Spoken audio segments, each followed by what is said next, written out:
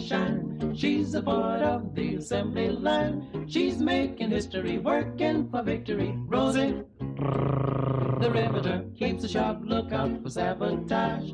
Sitting up there on the fuselage, that little frill can do more than a mill can do. Rosie the Riveter. Rosie's got a boyfriend, Charlie. Charlie, he's a Marine. Rosie is protecting Charlie, working overtime on the riveting machine. When I first came here, I knew about Rosie. My grandmother worked in assembly as what she calls the belly of the ships, because they made the planes then. It was Glen L. Martin plant, and when I started, it was Martin Marietta. Rosie kind of paved the way, even though it was rough times on why the women had to come here to work, but she paved the way for me and the women behind me to come into the manufacturing world, not only aircraft, but many other manufacturing shops.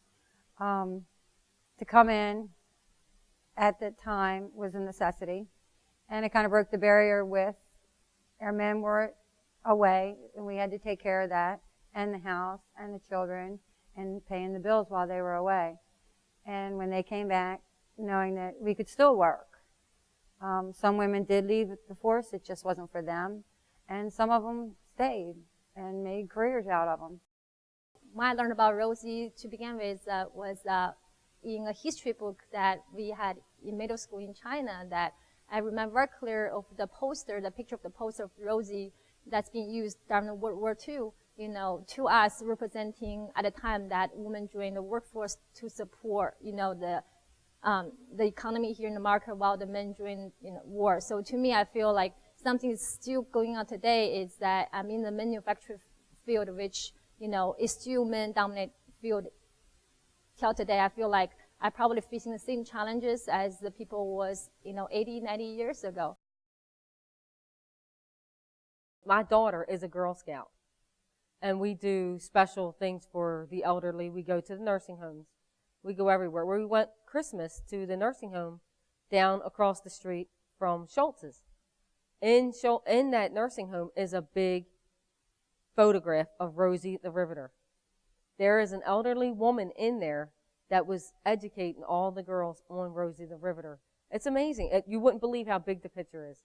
And just going there, seeing that picture, reminded me of what you can be looking back from the past to the future. The qualities I think that a Rosie possesses, I say would be confidence, would be, I guess, leadership, whether it be quiet leadership or vocal, whatever it may be, but leading by example. And it would be just hardworking, just really not giving up, working hard, and following through. When I think of Rosie the Riveter, I think about the pride, the patriotism, the confidence to go into a workforce that had never seen a female in that workforce before, and the positive attitude it took to overcome a lot of the challenges and a lot of the negative attitudes that came along with it. So there was a lot of pride and courage involved for her to do that. The Rosie the Riveter, it didn't mean anything but a high school subject. Like, we talked about it in history, and then let's move on. But when I started 4 years ago, it's like, wow, like, look how many women are in the manufacturing industry. Look how many of us are actually, you know, continuing to do this. So it's been a blessing in disguise. It's really been a blessing in disguise. Just that era or that time frame was kind of, for me, it was a time of paving the way to open up doors for opportunities in manufacturing. I know, of course, at the time it wasn't something they asked for, but it was something they took responsibility of and really, you know, did well, gained that respect of, hey, you know, we can do well in this industry. It increased job opportunities for women, you know, all of those things. It was just paving the way for us to really get involved in that industry. And I really respect that they, you know, took that ownership. Some stayed and, you know, opened up doors for us to this day. And I think Rosie really represents, you know, women in the workforce, rather, regardless whether you are in the manufacturing or you're in the, you know, military. It's really in a field that women are considered as a minority in the field, but we can just do it as well as the men out there.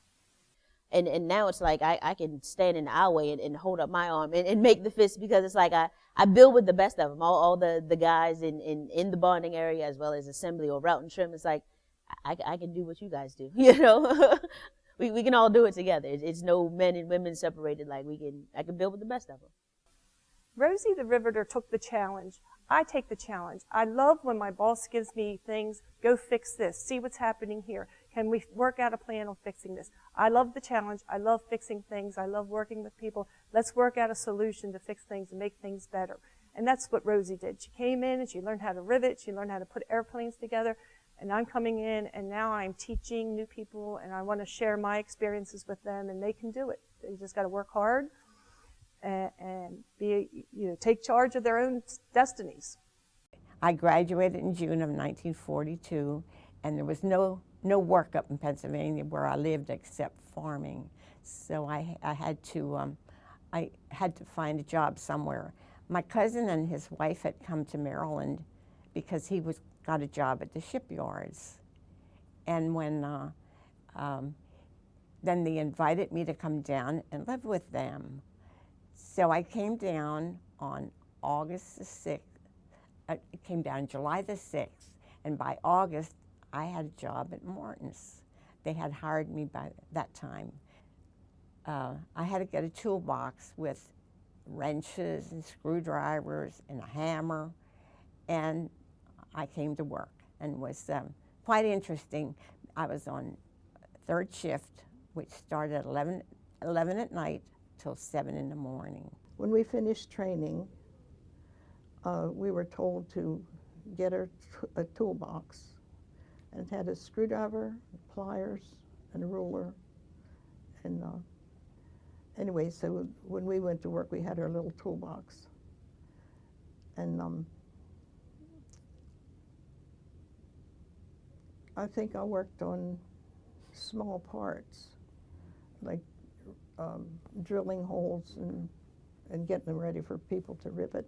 And it so happened when I came to Baltimore in October, well, I went to work at Martin, said on the 17th of October of 44.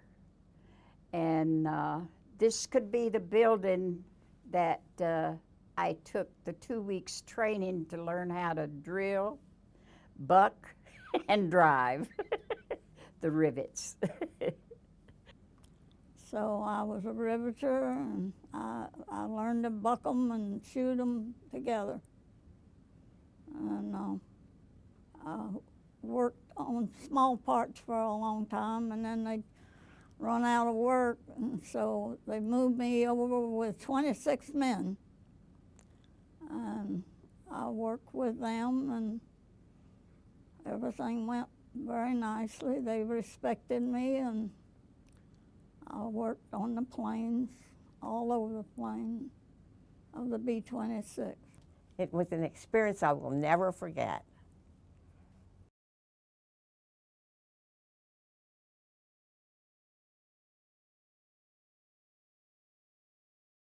When I started here and I trained along with another supervisor, and when we did this shuffling and who was going to supervise what programs, when I found out that I was going to be in charge of the largest and the most critical program at the time, I was terrified. You know, I mean, I wasn't sure. I had a lot of doubts in my mind. And I went to them and I let them know that I wanted to learn. And I wanted to learn what they knew.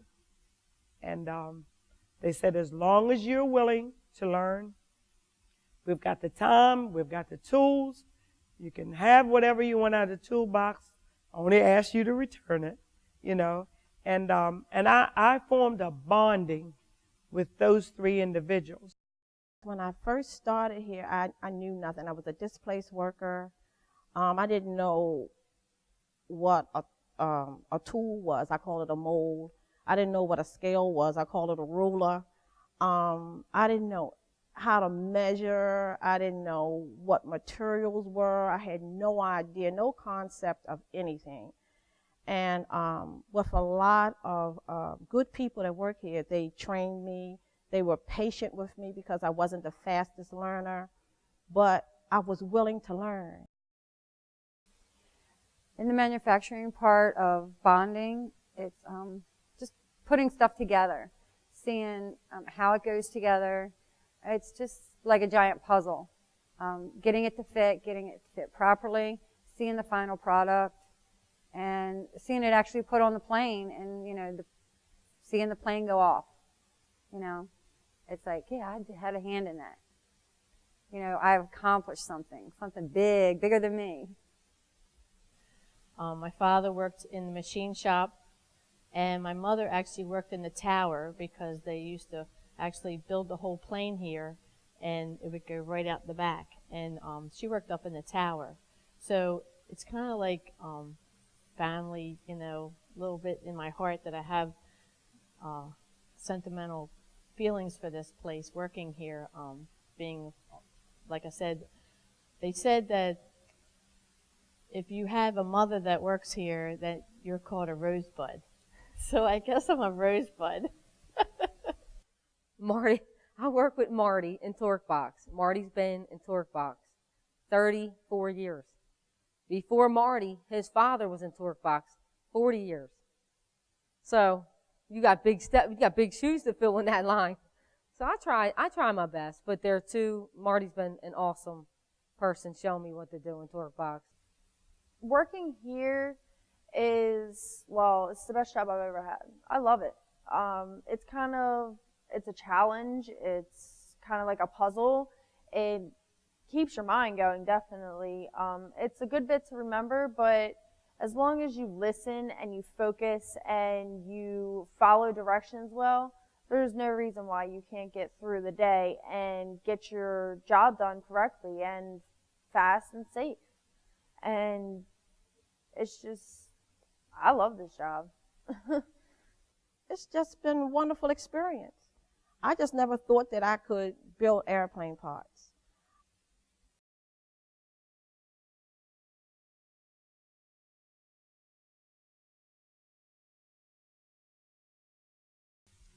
I don't feel any different being a woman here.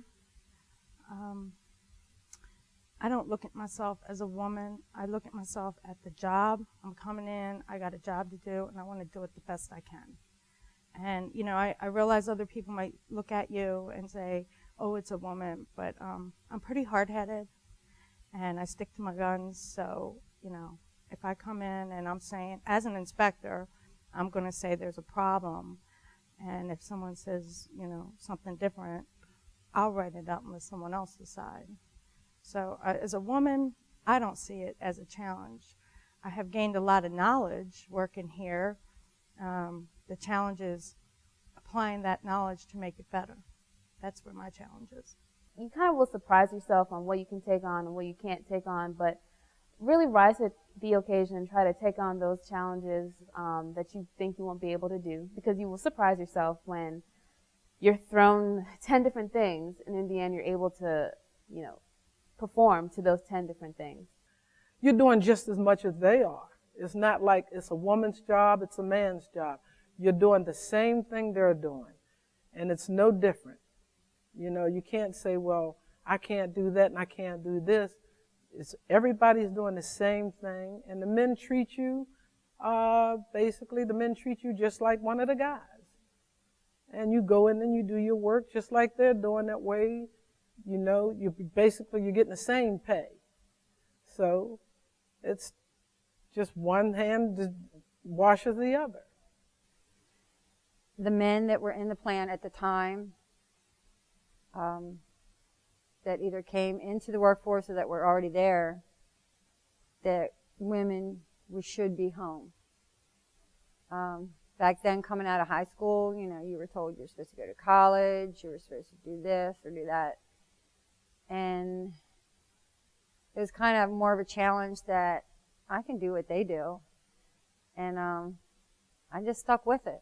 It's definitely been a challenge, not only as a female, but being an African-American female also rears different challenges. And so I think working at GE has been a great experience because the company is very diverse and it supports diversity. And so from that respect, I feel like even with the challenges, I've gotten a lot of support that I've needed to do my job, and I've also learned a lot from other people. There is no floor leader position or title attached to my name. We're all co-workers, and we're here to get a job, which is to produce thrust reversers for 747 and take families from, flight into the air and then back home safely. Like, that is our goal, and it's our common goal. And like I said, there's really no titles. We're all here as a team with one goal, and that's to make people fly and then bring them home safely. You have a lot of people's lives at stake, and that's serious. And that's what I take pride in, to do my job and to do it well. If it had to do all over again, yes, I would do it. But now somebody else has to fill in for us because Rosie's were a long time ago, and you're a new breed. So take your work seriously.